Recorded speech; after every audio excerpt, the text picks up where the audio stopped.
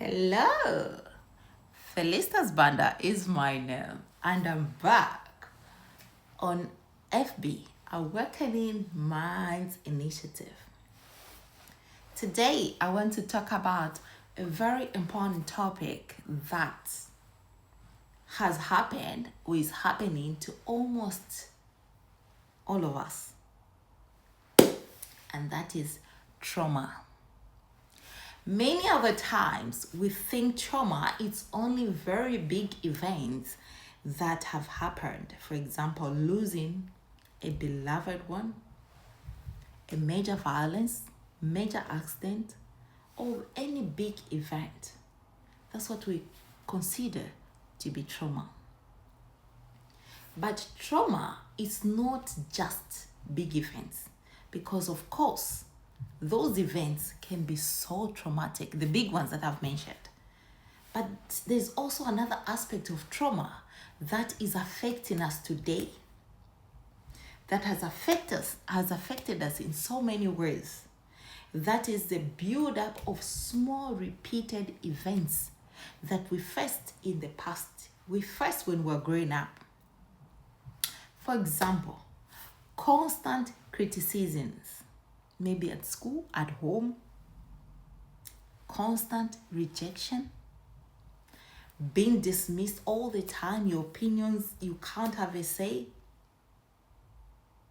And sometimes the things that we were going through when we were so young that were not appropriate for our age, because at the time we couldn't handle something that is not meant for you at that age. So repeatedness of such events have caused so much trauma today. And then you find that because of those events that we were going through, today we can't make certain decisions because of what has been embedded, what has been planted in us, what we've gone through has affected us.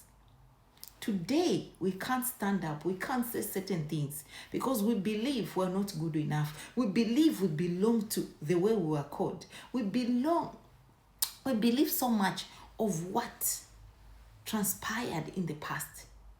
In short, that molded us to be what we are today.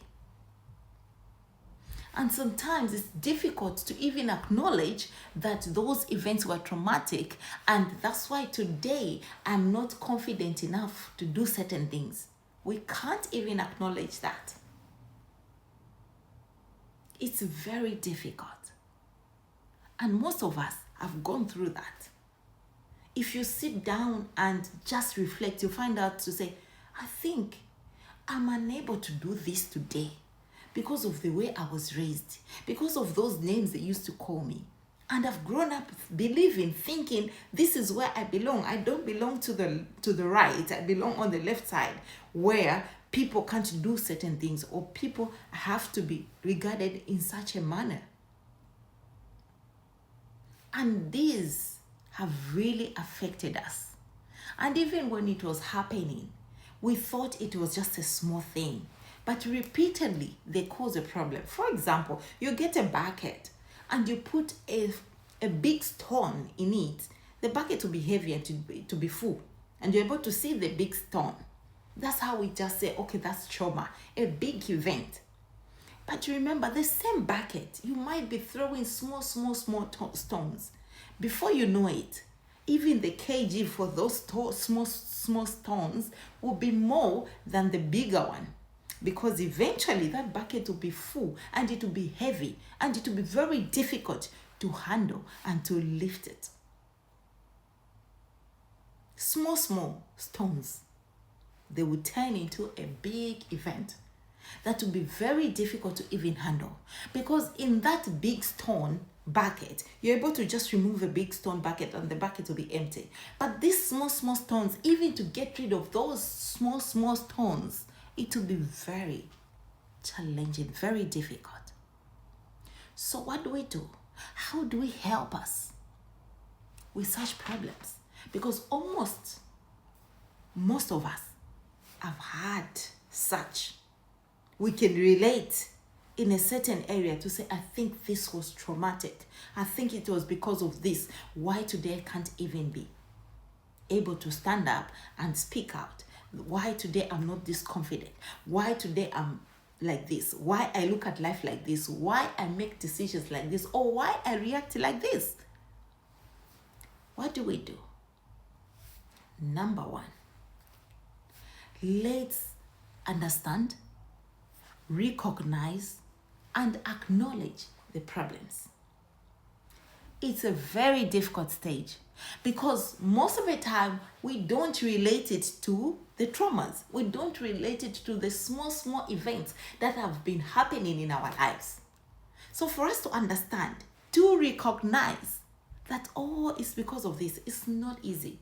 But that's the very first step that we need to do. We need to explore. We need to look at how everything, how we were growing up, all the things that we were doing. There are certain things that we're doing at a very tender age that we're not supposed to do them. And they've affected us today because we were too young to handle that activity. And today we're looking at things different because of that. So we need to recognize, we need to acknowledge. Once we do that, healing starts. So when you are doing that, do not overlook anything. Try to touch every aspect of life, every aspect of growing up. Then you identify what the problem is. Number two, you need to validate and not to dismiss.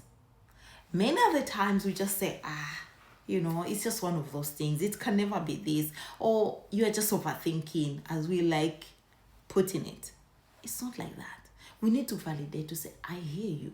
What you're saying, yes, it is normal to feel like this. It is normal to react like this. It's because of this. It might look small, but you are human. You're not actually overreacting. You are human with emotions, so it is normal to respond like this or to react like that. Number three, challenge the old patterns, the old words, everything that you've believed to be, challenge them because it's not what it is. I'm not good enough. I'm a failure. Do you know why you're saying this? It's because of what you were called back then, that you were a failure. You're not good enough. You'll not go anywhere. And you've grown up believing that you are like that. So start challenging those old habits, old words, old saying. Challenge them to say, you are good enough. You are good enough. Why should you convince yourself not to be good enough? Why should you convince yourself to be a failure? You are never a failure. Yes, you failed, but that was a lesson. That does not make you a failure. We've all failed in life in one way or another. So stop thinking you are a failure. You cannot be defined by the events that you went through. It was just a passing phase, and that's not you, because there's you beyond that problem. So start challenging those thinking and tell yourself you're good enough and you're gonna make it, whether you like it or not.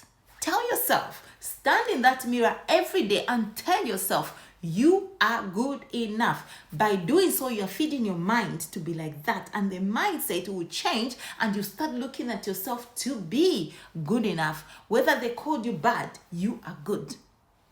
And number 4, be patient and take safer spaces.